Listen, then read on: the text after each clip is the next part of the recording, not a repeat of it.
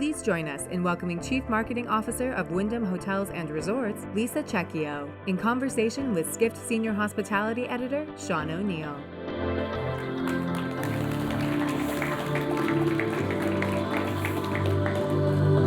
Hi, Sean. Hi, Lisa. Hi, Lisa. Happy New Year. Happy New Year. Happy New Year. Thank you for keep saying Happy New Year. I was having this debate earlier. I think I'm out of the Larry David rule, but so for everyone here, I'm a hotels reporter for Skift, and in that job, I talk to a lot of investment analysts for major banks. And the research analysts say that Wyndham is an exceptionally well-managed company, and one of the consensus is one of the stars in the management team is Lisa. So Lisa, we're really delighted to have you here. That's very kind. One of our Skift Megatrends for 2024 is about the long-term opportunity that hotel groups have in appealing to the middle class with sort of mid-scale product. And I think a lot of times we get very excited about, on the covers of major magazines, luxury properties, lifestyle properties. But if you want to talk about where the energy is in like hotel development in the long term, and also in terms of revenue and in satisfying customers, you were thinking about appealing to the middle class and mid-scale. So it's maybe premium economy, it might be very consistent extended stay brands, it might be mid-scale brands.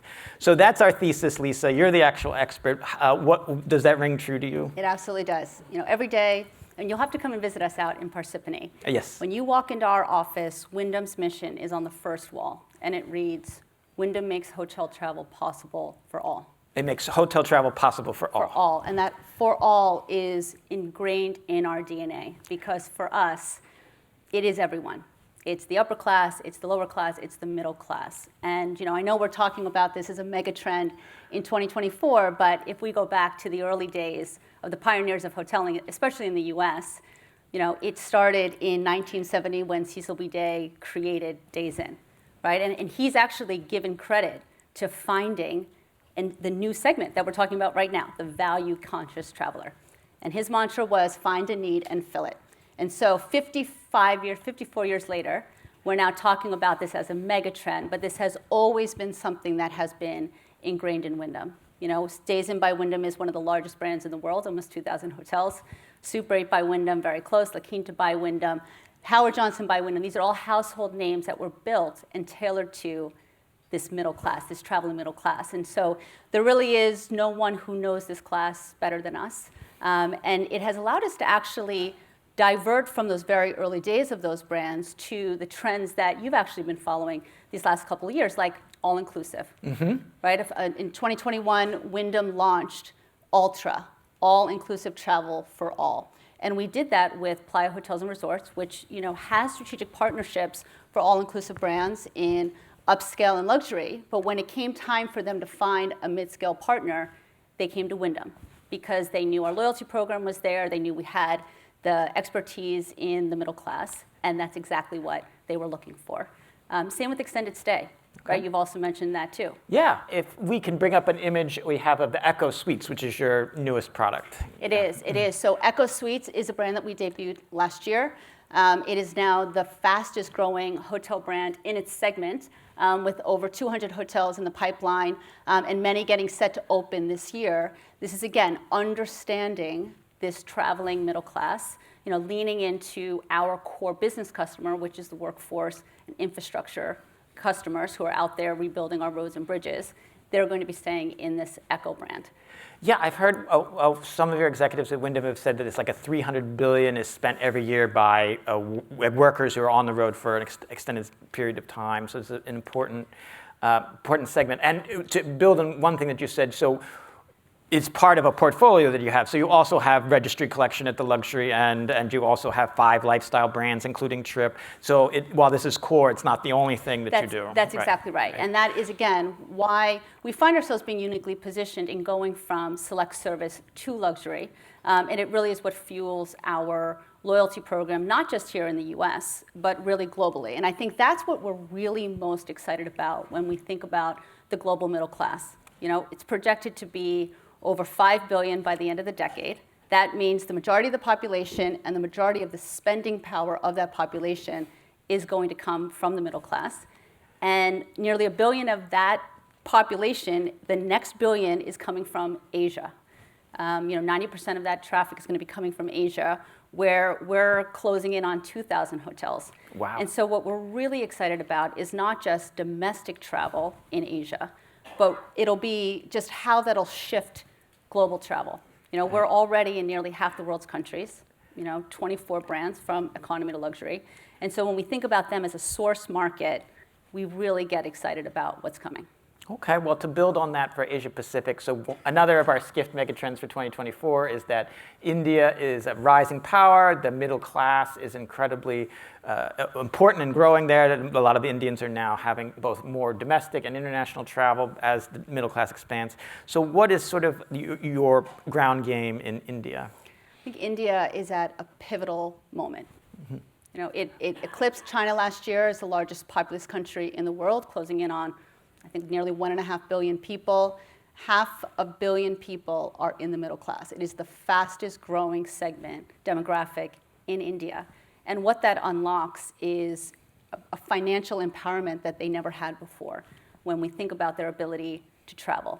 And the infrastructure that they've been investing in India, from millions of more miles of roads and all the airlift now coming out of second and tertiary markets in India, it unlocks the diaspora traveling within India, and then as a source market to the world. Wyndham has over nearly 100 hotels in India across 3 different markets. We're really excited about the opportunity to brand more of the unbranded hotels. Many of the hotels or rooms available in India are unbranded. And so from a development perspective, we're very optimistic in being able to bring more of our brands to that country. Cool. Yeah, the unbranded, the independent market is like the majority. Unlike the U.S., That's it's right. like the reverse. Independent is biggest. We have a video of sort of like some of the Wyndham brands. Maybe we'll be able to play that in the background. But I have a marketing question, big picture marketing question for you, Sure. Lisa. So you've been with Wyndham since 2015. That's right. And before that, you were with JetBlue.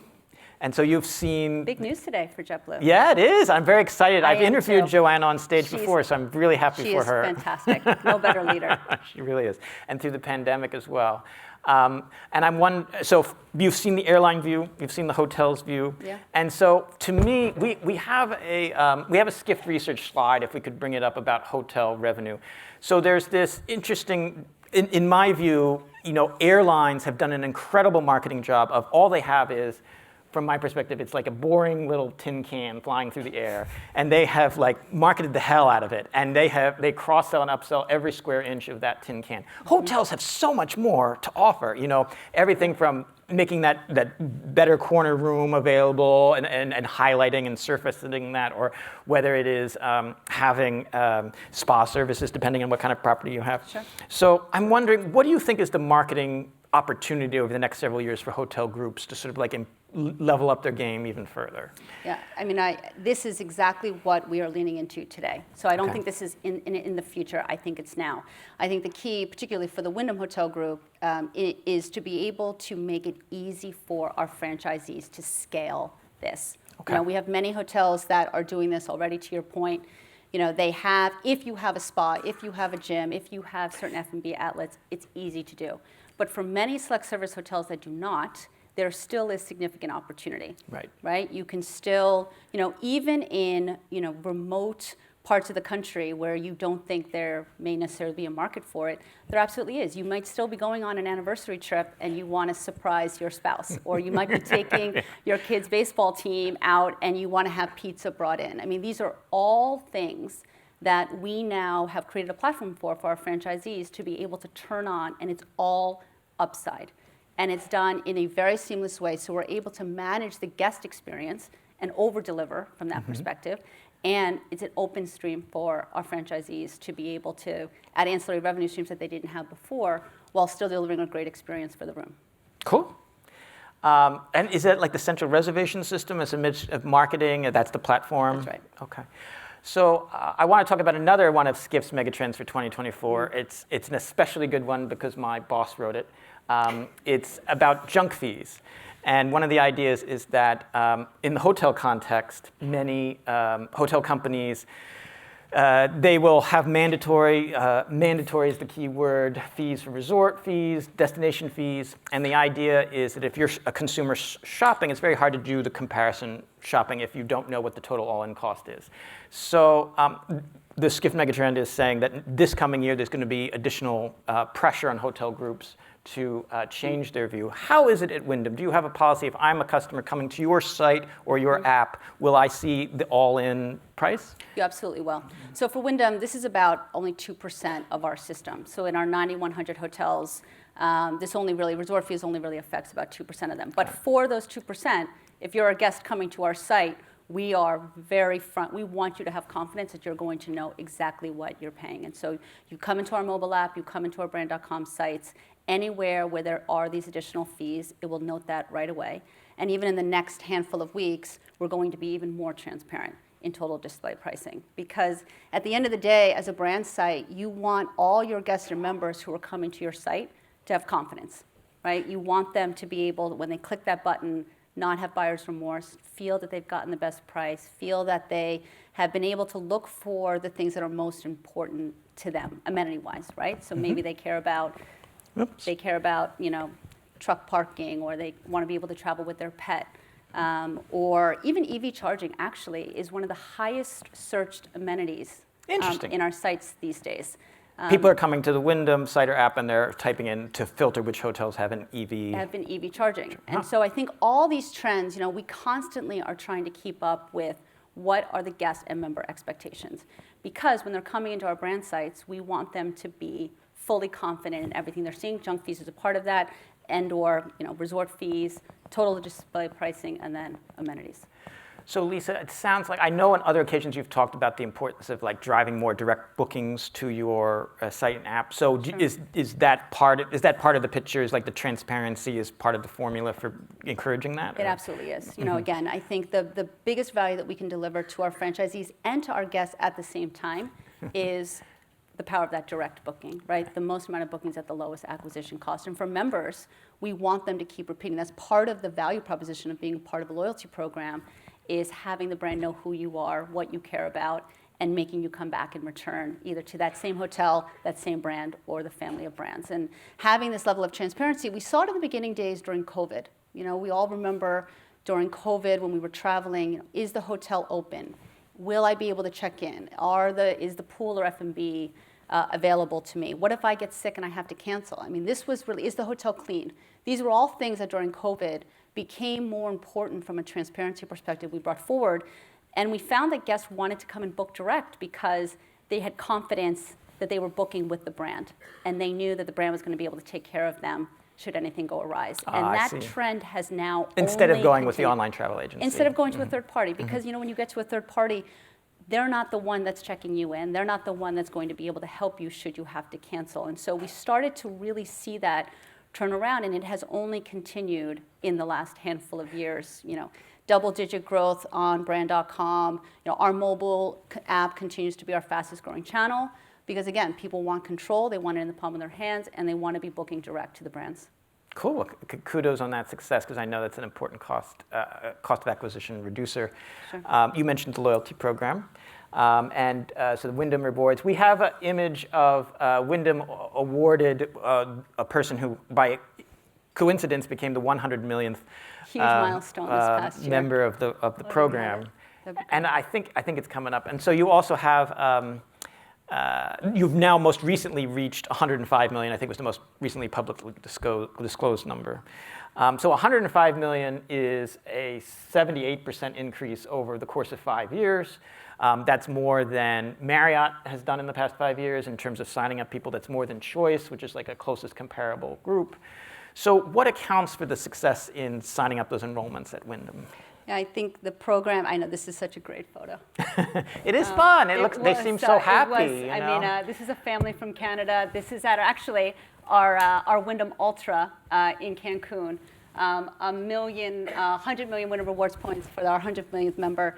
It comes down to some core tenets that the program has always had. First, it's simple.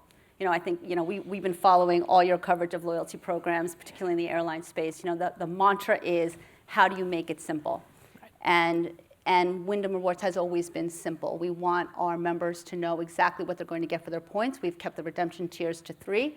You can start earning points for as little as 75, free nights for as low as 7,500 points. The currency never changes. It's very, very simple. I think there's like beauty in the simplicity, right? Particularly for when you're trying to deal, we know that members belong to multiple loyalty programs, and when they're trying to pit them against each other in terms of where am I going to extract the most value, our program has always risen above the rest in terms of that. And I think that's a lot of the reasons why the program has been recognized by USA Today readers for 6 or 7 years running as the best loyalty program.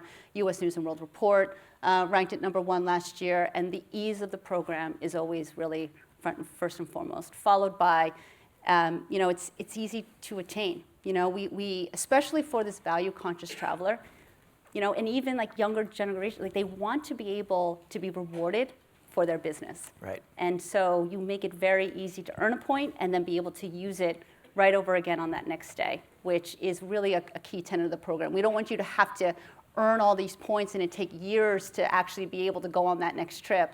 We make it easy to earn them and then redeem them right away.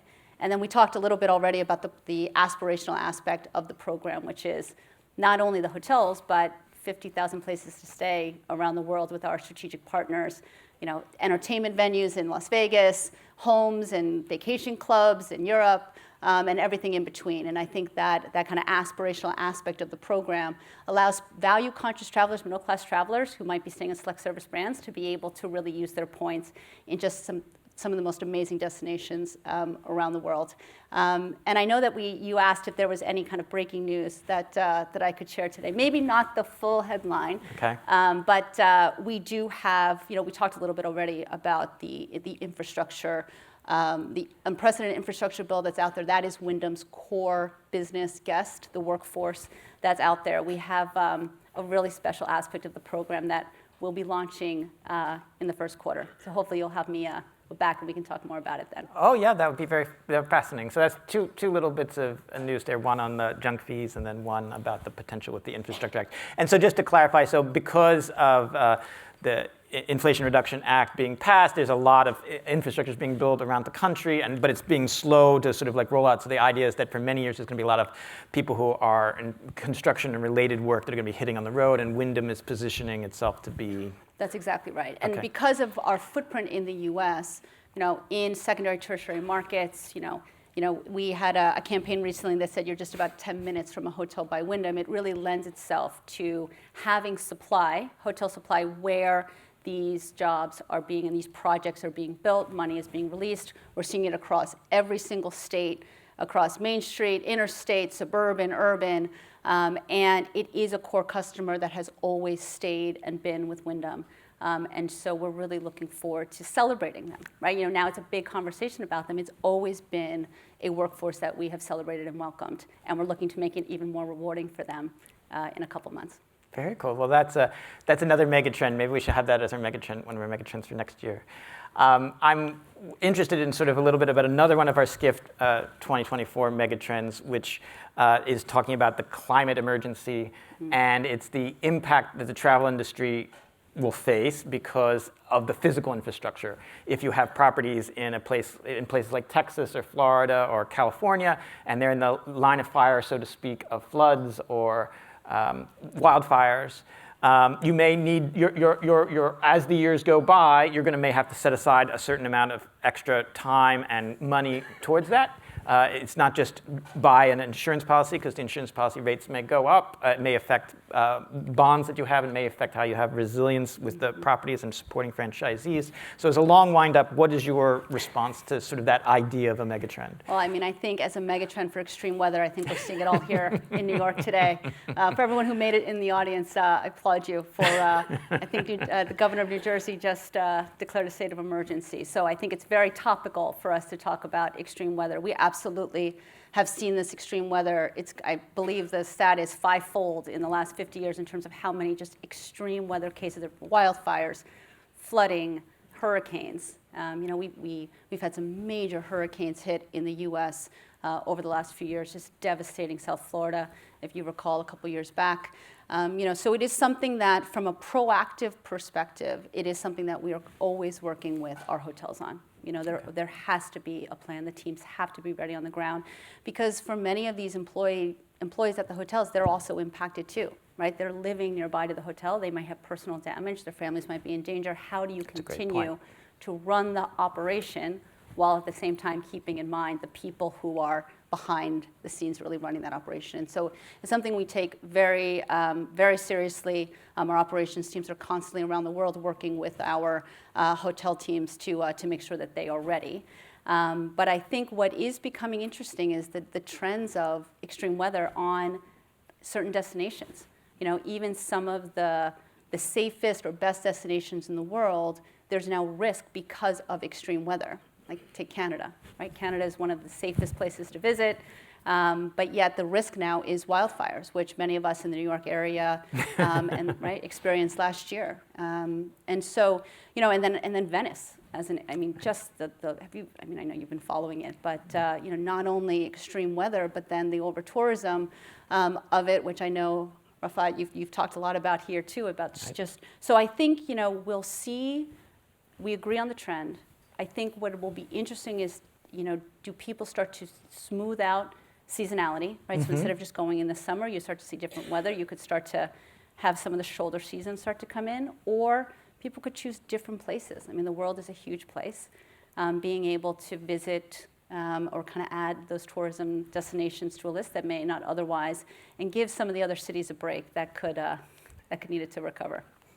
Yeah, I think it's the aspect that you were talking about being able to support the franchisees, because they are in the line of fire. They're living in that area and needing to have that support. They are. I think the other thing that comes from it too is just, responsible travel, or sustainable travel, which I know is always a trend that you were all talking about.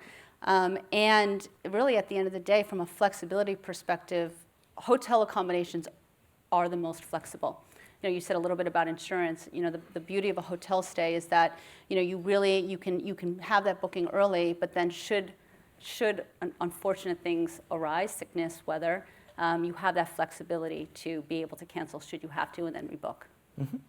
A major European-based company, TUI Group, said in one of its recent quarterly calls that they had noticed a shift, that people were extending shoulder season is becoming much more crowded in certain destinations. And people, if you are of a certain age or certain health impairments, do you want to be in the middle of a Mediterranean climate, like in July or August, and it's very brutal, And no air conditioning. And no air conditioning, because they're not set up for it. Which is a huge comment from last year with all the Americans traveling to Europe last year, major heat wave, and limited air conditioning. And so it absolutely is something that needs to be considered. Okay. Another of our Skift Megatrends for 2024 is about generative AI, which is, it's still in an early stage, but it is scaling up. And the potential is to be giving you like a little intern that can work around the clock with like little superpowers. How are you seeing it at Wyndham? Do you see a potential for generative AI to fit into your operations at marketing or otherwise? Oh yeah, we absolutely. I love that. The little, what did you call it? An intern, like works around the clock. I get an intern that works around the clock. Yes. We have been on a journey over the last few years. I think the number now is nearly 300 million invested in our technology stacks, both on our system stacks that help to run the operations, as well as our marketing stack. We see AI. There are many use cases for it that help to make humans do better work, right? I think the way that we're looking at it right now is call centers are a great example. We have almost half of our call center agents are being trained using AI. Wow. So now think about them running AI simulations like new hires, and so the first time you call to ask me about something is not the first time I take that call. I'm actually able now to run simulations, 30, 50, 100 different simulations, so that it helps me to feel more confident when I actually speak to a guest of how I can solve that issue. And it helps with employee turnover. We've actually seen our retention rates go up because those first handful of weeks and months that someone's on the job, they've now been able to go through training and they feel good about it. So it's great for us as an employer, for our team members. It's great for the guest experience. Sure. And You have it's less unevenness in the less customer unevenness, service. and it allows us to deliver a great experience. And it is a way to use AI in a way we never have before. I think on the marketing side, where we see the benefit, again, thinking about guests, thinking about it's just such a competitive and noisy marketing market. They're constantly, you're all getting marketed to all the time. Probably got some emails this morning, using generative AI to test, subject lines, as simple as a subject line, right? Instead of having us all get the same email with the same subject line, we now have the ability to send a different email to all of us at the same time. And it helps with that level of personalization. We go back to the loyalty program. It helps you to feel that we know who you are, we know what's important to you, we know where you like to stay, we know what messages resonate. But so we're able to do that all using generative AI in real time, but it makes the marketing teams that much more efficient. And replace them. It's like a hidden intern running behind the scenes, making emails for all of our members.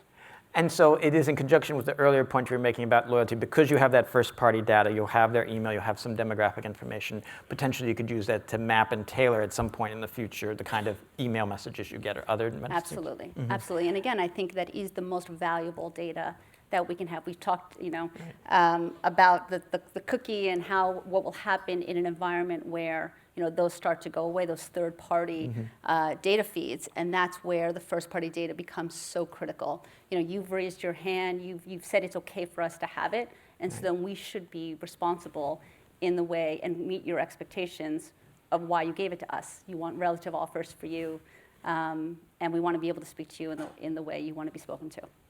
Yeah, probably everyone in the audience knows, but Google earlier, a week or two ago, began taking 1% of its browser users and making cookies not available. So it's slowly, going to a cookieless world is slowly happening. We do have an audience question with Hilton. So this goes back to our major megatrend that we talked about at the top.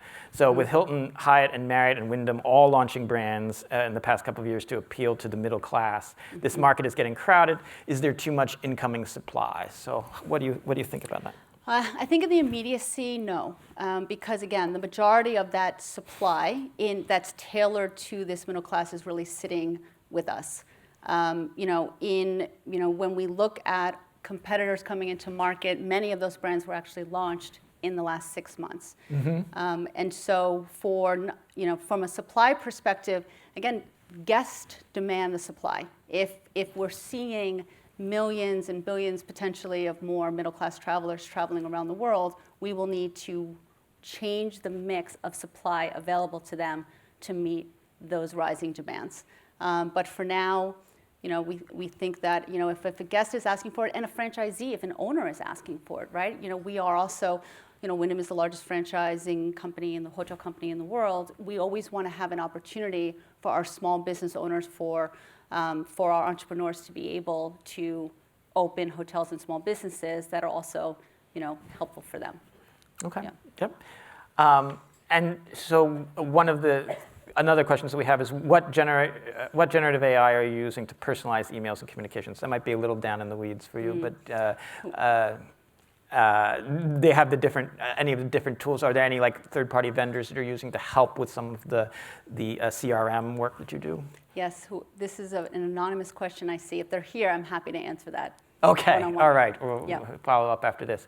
Well, I think we'll close on this point about sort of the middle class. So what I'm hearing is that the broader Skift megatrend about the middle class, you being this ongoing decade-long thing, you feel good about it as a trend. You feel like Wyndham is very well positioned to it, and it's not just in the U.S. This is thanks to the backs of the Infrastructure Act, but it's also a global thing. Is that a fair summary? Fair. Okay. Well, Lisa, thank you so much for taking time to talk with us today. Thank you, Sean. So nice to see you. Nice to see you. Thank you. Thank you.